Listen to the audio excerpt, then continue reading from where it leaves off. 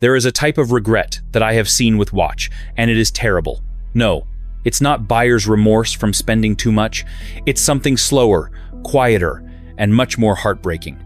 And it is not something they find out in the first 6 months, but when they do, they pass through the 5 stages of grief in about 5 seconds. You would too if you finally look up the movement inside your watch and the numbers don't add up. When you find out the high price you paid was for the name and Swiss heritage, and you've been wearing a marketing exercise on your wrist. And no, it isn't only Rolex, Panerai, and so on that does this. But the good news is the spec-check era is here. More buyers are now auditing before purchasing because they have the information they need. That information makes specifications easier to find than ever. And I will provide you what you should look out for by exposing 8 watches in this video. And we'll give you 3 brands that are better by a wide margin. Let's begin with the Avoid list. The 8th brand on the Avoid list might surprise you. It's a name you probably associate with something much better than what they're actually selling. Brand 8. Ebel the Design Stagnation Trap. Start here, because this is the most invisible problem on the list. Ebel is a Swiss brand with real history. The Wave bracelet, the distinctive undulating bracelet design that defined Ebel's identity through the 80s and 90s, was genuinely iconic at the time. The design was bold, technically complex to produce, and became synonymous with a specific kind of 80s and 90s luxury that commanded attention. The problem is that it's still the same bracelet. In 2026, the watch industry has moved through multiple aesthetic cycles since Ebel last truly innovated. Integrated bracelets are now a central preoccupation of the entire market. Every brand, from Audemars Piguet to Shin to Tudor to Christopher Ward, has been rethinking the relationship between case and bracelet. Ebel kept the Wave bracelet and called it heritage. Heritage only works if people are still telling the story. Ebel's story stopped being told somewhere around 2005. Ask a 25-year-old collector if they have an opinion about Ebel. They will either say nothing, or they'll tell you it was their grandfather's watch. That's not a community. That's a memory. The practical consequence: Ebel's secondary market values have essentially collapsed. A watch that commands $2,000 to $4,000 at retail can be found for a fraction of that on the used market. Not because it's broken. Ebel watches are well built, mechanically competent, but because there's no collector demand pulling the price up. A watch with no secondary market isn't necessarily a bad purchase, but at $2,000 to $5,000, with movements that are industry standard rather than exceptional, Ebel is charging for a name that the market has quietly stopped paying for. There's a useful thought experiment here. Put an Ebel next to an entry-level Longines, or a Tudor, or a Seiko Presage at the same price point, and ask which watch comes with the better movement specification, the better accuracy rating, the better crystal, and the more compelling design story. The Ebel loses that comparison on almost every axis. It wins on bracelet recognition, but only among buyers who were alive in 1988. Ebel didn't make bad watches. They made good watches and then stopped. The market noticed. Brand 7. Jacob & Co. Entry-level the celebrity tax. Jacob & Co. at the top of their range, the Astronomia, the Twin Turbo Furious, the genuine watchmaking complications, is a legitimate conversation in haute horlogerie. The Astronomia Tourbillon is a real engineering achievement, and the watch press treats it as one. But the entry-level Jacob & Co. watch is something completely different. The 5 time zone watch, the piece that made Jacob famous. The quartz watch with 5 separate movements displaying 5 time zones simultaneously.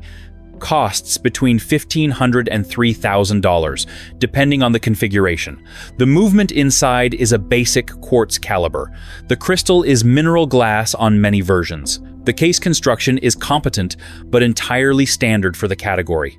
For that price, you are paying for proximity to the brand's celebrity associations. Jay-Z has worn Jacob. Floyd Mayweather paid $18 million for the billionaire watch. The Jacob the Jeweler name has been in hip-hop lyrics for 30 years. That cultural history is real, and it's valuable to the brand, but to the watch, it is not. At $1,500 to $3,000 for a quartz watch with a standard mineral crystal, the spec sheet is a hard argument to win. a Citizen Caliber 0100, which achieves 1 second of accuracy per year and is powered by light. Can be bought for under $8,000 and outperforms every quartz movement Jacob & Co. puts in their entry-level pieces by a wide margin. A Grand Seiko quartz with a sapphire crystal is available for well under $3,000. The celebrity tax is real, and at Jacob's entry level, it's the entire price. The name on the dial is doing all the work at this price point. Make sure you're paying for the watch, not the story. Brand 6. Baume & Mercier, the Richemont basement. The Richemont Group owns some of the most prestigious names in watchmaking. They own Cartier, IWC, Jaeger-LeCoultre, Panerai, Vacheron Constantin, A, Lang & Son. It is an extraordinary portfolio. And Baume & Mercier has the distinct honor of sitting at the bottom of it. Some call the brand Bum and Messier. That's way too harsh, isn't it? This matters because of a specific dynamic. When a luxury conglomerate needs entry-level price points to attract buyers into the brand family, those entry points are often built to very different standards than the flagship houses. Baume & Mercier exists, largely, to get a first-time Swiss luxury buyer through the door. The hope is that they'll later move to something further up the Richemont catalog. The Classima line, Baume & Mercier's signature entry-level collection, uses Sellita SW300 and similar movements. These are solid, Swiss-made, serviceable movements. But they're not exceptional movements. They're the workhorse automatics that appear in watches across multiple price tiers. And they're not specifically decorated, regulated, or finished to any standard beyond Baume & Mercier's generic specification. For $2,000 to $3,000, you are receiving standard finishing, a reliable but unremarkable movement, and a brand name whose value is derived primarily from its parent company's prestige rather than its own track record. The resale market reflects this honestly. Baume & Mercier watches at 1 to 2 years of age sell for 50 to 60% of retail in good cases, and frequently less. This is among the steepest depreciation curves in Swiss watchmaking at this price tier. The trap is the buyer who arrives at a watch counter and wants entry-level Swiss luxury. The Baume & Mercier is there. It looks clean and elegant. The price is within reach, and the Richemont name provides a layer of reassurance. What they don't realize until later is that Cartier, IWC, and Jaeger-LeCoultre are in the same group. And the expertise available at the top of that group has not filtered down to the bottom of it in any meaningful way. You're not getting a discount. Vacheron. You're getting a Sellita movement in a Swiss case with a name that sounds like it belongs next to those watches. There are better options at every price point. Baume & Mercier occupies, and get to one of them in the section of watches that deserves your bucks. Baume & Mercier is the lobby of a very nice building. You don't live in the lobby. Or do you? Brand 5. Graham, the ergonomic nightmare. Graham watches are built around a concept called the trigger. It is a large lever mechanism at the 9 o'clock position that functions as the chronograph pusher. Instead of a traditional pusher button, Graham put a curved lever that activates the chronograph with the thumb, like the trigger of a pistol. In 2010, when the brand was at its most culturally relevant, this felt fresh and aggressive and conversation-worthy. In 2026, it is a 45+ millimeter watch with a large lever protruding from the case that cannot fit under a shirt sleeve without announcing itself through the fabric. The problem isn't that the trigger mechanism is bad. It works. The problem is that the watch world has moved decisively toward wearability and discretion. And Graham's signature piece was designed for maximum wrist presence at a time when maximum wrist presence was the goal. That time is not now. Graham watches, in the Chronofighter range, typically measure between 44 and 48 millimeters. The trigger mechanism adds another 5 to 6 millimeters of effective presence at 9 o'clock. You are wearing a watch that is physically incompatible with most professional dress standards and requires specific wardrobe choices simply to accommodate it. More critically, outside of enthusiast circles, Graham has almost no cultural footprint in 2026. The brand spent its most visible years in the mid-2000s and early 2010s. The military-inspired styling that was current then is a symbol of a different era now. The watches function correctly. The chronograph mechanisms are sound, but for $4,000 to $12,000, you are paying for an aesthetic that the market has left behind and a mechanical gimmick that makes the watch harder to live with. Graham solved a problem nobody had in 2010 and is still selling the solution in 2026. Brand 4. MVMT and Vincero the marketing watches. These brands would be a minor footnote if they weren't so systematically misleading in their positioning. MVMT and Vincero built their brands on direct-to-consumer marketing. They preached cutting out the retail middleman, selling through social media, using influencer channels and photography that frames the watches in aspirational lifestyle contexts. You're buying direct, so you pay less. The dishonesty is in how the watches are presented. Both brands have moved in recent years toward what they call premium positioning. The language has shifted from affordable to luxury quality. The prices have risen into the $200 to $400 range. The photography has become more elaborate. The lifestyle associations have become more sophisticated. The watch inside has not changed commensurately. MVMT and Vincero, watches in their premium tier, still use Miyota quartz movements, the same entry-level quartz calibers used in watches that retail for $30 to $60. The crystals on most models are mineral glass. The cases are often base metal, with a plating finish that will show wear within months of regular use. The watch community has a specific term for this pattern, a dress watch trap.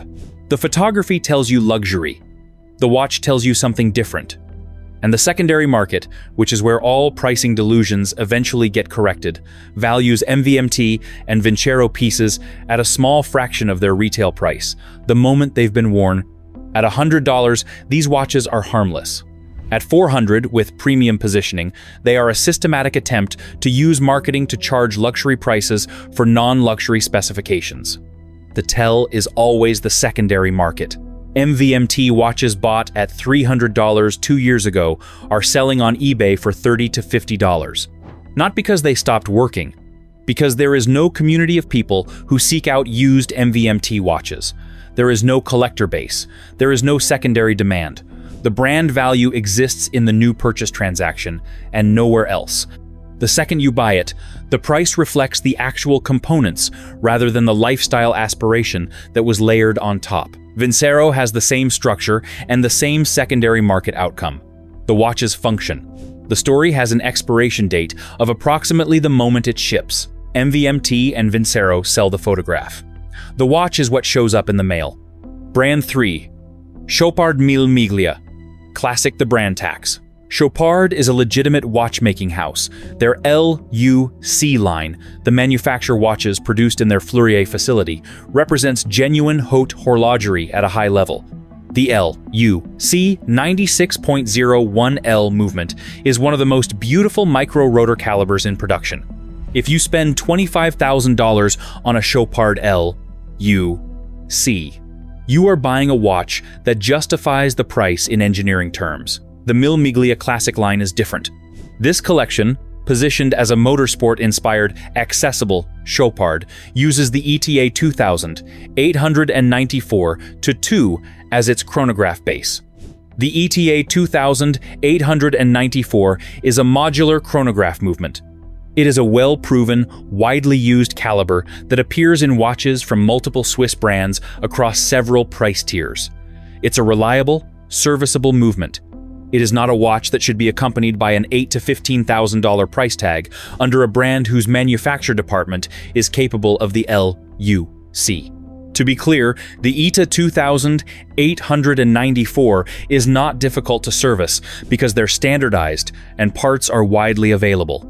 But at $8,000 to $15,000, Chopard is charging for the name and the motorsport branding while delivering a movement that any Swiss watchmaker could service with standard tooling. The engineering ambition in the watch does not match the asking price. If you want a Chopard for motorsport reasons, the LUC version of the Mille Miglia exists at a higher price point. If you want a quality Swiss chronograph with an ETA movement, you can find one for under $2,000. The Mille Miglia Classic occupies an uncomfortable middle position. It is too expensive to be justified by the movement, too entry-level to deliver what the Chopard name implies. Chopard can make something extraordinary. The Mille Miglia Classic is not it. Brand 2, Frank Muller Vanguard Yachting the Spec Embarrassment. This watch makes the list for a single, specific, indefensible specification. It has a water resistance of 30 meters. Before you say, so what, watch with me. The watch is called the Vanguard Yachting. It is marketed at the nautical and maritime lifestyle segment. The imagery associated with this collection involves water, boats, the sea, and an active relationship with aquatic environments. The water resistance is 30 meters, 3 ATM. This means the watch is rated to splash resistance. This is the level of water resistance associated with accidental contact with water, washing hands, or being caught briefly in rain. A 30 meter rated watch should not be worn swimming. You should not dive with it. You should exercise caution around it near water. A watch called yachting that you cannot take near a yacht is one of the clearest examples of pure lifestyle marketing overtaking any engineering consideration. The Frank Muller brand charges heavily for its complications and for the design language of the Vanguard case. The distinctive tonneau case with the beveled bezel is genuinely recognizable, and the in-house movement inside the Vanguard line is a real caliber. But the Vanguard Yachting at $7,300 makes a promise in its name and breaks it in the specifications. A Tudor Aquaterra, a Breitling Super Ocean, a Longines Hydro Conquest. Any of these watches at a third of the price will actually go in the water. The watch marketed as a yachting watch will not. A 2-hour power reserve compounds the problem. At that price, modern competitors offer 60, 70, 80 hours. You are paying for the case shape and the Frank Muller name while receiving specifications that would be scrutinized at a third of the asking price. The honest version of this watch would be called the Vanguard Urban or the Vanguard Sport, or anything that didn't require a body of water in the brand name. The name yachting is a liability the watch cannot survive. Every time someone reads it on the dial and looks up the specifications, the watch fails the most basic test. Does this watch do what the name implies? The answer is clearly no. No watch at $7,300 with 30 meters of water resistance should be named after any activity that takes place on the sea. Yachting is in the name. Water resistance is not in the specs. Pick one. Brand 1. Shinola, the built-in-Detroit deception.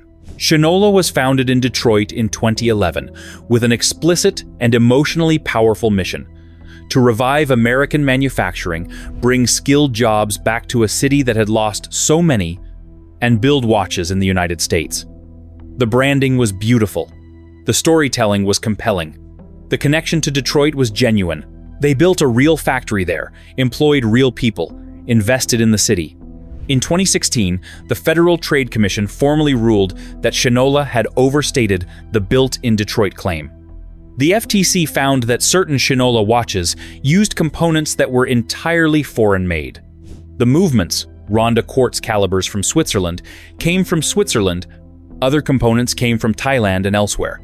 Assembly occurred in Detroit, but assembly is one step of manufacturing, not the whole of it. Shinola's casebacks now read, "Built in Detroit with Swiss and imported parts." This is the legally mandated accurate statement. It is also the exact opposite of the marketing impression that Built in Detroit was designed to create. A Ronda quartz movement is a competent, reliable quartz caliber. It is not a premium movement. At $500 to $1,500, competing quartz watches from Japanese manufacturers deliver superior accuracy and technical specification while making no misleading claims about their origin. The core problem isn't that Shinola uses imported components. Most watch brands do. The problem is that the entire pricing premium, the entire emotional value proposition, the entire reason someone pays $800 for a Shinola instead of $200 for a Seiko, all of it is built on an origin story that the FTC formally found to be misleading. When you remove the Detroit manufacturing mythology, what remains is a quartz watch with a foreign movement in a good-looking case at a significant premium. Shinola sells Detroit. Their watches are assembled in Detroit. That's one sentence, not two. Now, let's talk about the winning watches you should have. Before we move on to the next part, let me tell you this. Most people don't realize this, but buying a watch the wrong way can cost you thousands, and you won't even notice it until it's too late. You walk into a store or browse online, and everything looks the same, but behind the scenes, there's a system. Prices aren't always fair, availability is controlled, and one bad decision can leave you overpaying for something that doesn't even hold its value. That's why I created a complete free insider guide to buying watches. Inside, you'll find the best watches to buy, the watches to avoid, and how to choose a watch that actually fits your style and budget long-term. The goal is simple. I'll help you stop guessing and start buying smart. You'll find the free guide in the pinned comment and description. Now, let's move on to the next part. Winner 1. Oris Aquis Caliber 400. Oris had a problem that most watch brands would envy. They made excellent, reliable watches using third-party Swiss movements, and nobody gave them credit for it because everyone else did the same thing. Their solution was to build something nobody else had built at this price. The Caliber 400 is Oris's in-house automatic movement, developed over 5 years, and it sets performance standards that watches at 3 times the price fail to match. It has got 5 days of power reserve stored in twin barrels, anti-magnetic performance, using silicon components for the escapement, reducing magnetic interference by more than 90%. Accuracy certified beyond COSC chronometer standards at -3 to +5 seconds per day. Then Oris did something that no major watch brand had done at this price. They offered a 10-year warranty and a 10-year service interval, contingent on watch registration. They didn't just say the movement is good, they staked the brand's service costs on the claim. A 10-year service interval means Oris is betting that you won't need to bring the watch in for a decade. That is an engineering confidence statement with financial consequences. In practical terms, the person who buys an Oris Aquis Caliber 400 today and wears it daily will, under normal conditions, not need to pay for service until approximately 2035. Meanwhile, most mechanical watches at this and even higher price points recommend service every 5 years at costs of $400 to $800. Over 20 years of ownership, the Caliber 400 saves you roughly $1,000 in service costs compared to a standard mechanical at the same price. The watch is cheaper to own than it is to buy. This is the most underrated fact in the current watch market. Brands never advertise service costs. Oris made their service interval part of the main pitch, which means they're one of the only brands asking you to think about the full cost of ownership. That transparency is itself a confidence signal. They know how things will turn out. A 10-year service interval at $3,400 outperforms every conventional option in its class on total cost of ownership. Oris built a 10-year watch and then told you it was a 10-year watch. That confidence is the product. Winner 2. Christopher Ward the 12X Titanium. Christopher Ward is a British direct-to-consumer watch brand that spent years being underestimated because they weren't Swiss-made and didn't have a heritage story. They responded to this in the most effective possible way, by outspecifying the competition at every price point and letting the watches speak. The 12X Titanium is where this philosophy reaches its highest expression. The case is Grade 5 titanium, the aerospace alloy, not the softer Grade 2. At a thickness and wearability that integrated bracelet designs from significantly more expensive brands struggle to match. The bracelet flows from the case with the kind of continuous geometry that you typically find on watches costing 2 to 3 times as much. The movement is Christopher Ward's in-house caliber, SH21, a twin-barrel automatic with 120 hours of power reserve and COSC chronometer certification. In-house movement, 5-day power reserve, COSC certification, Grade 5 titanium, integrated bracelet, under $5,000. At similar or higher price points, you are paying for heritage and brand recognition. Christopher Ward charges for the watch. The two things are not the same, and in 2026, more buyers understand this. The finishing on the Christopher Ward 12X has been described by independent watch journalists as competitive with watches at significantly higher prices, not flattering to the brand generous, but factual and documented. The beveling on the case lugs, the polish on the bracelet links, the integration of the case and bracelet, these are elements that Christopher Ward has clearly invested in, rather than compromised on, to maintain the price. The comparison that makes the case most clearly.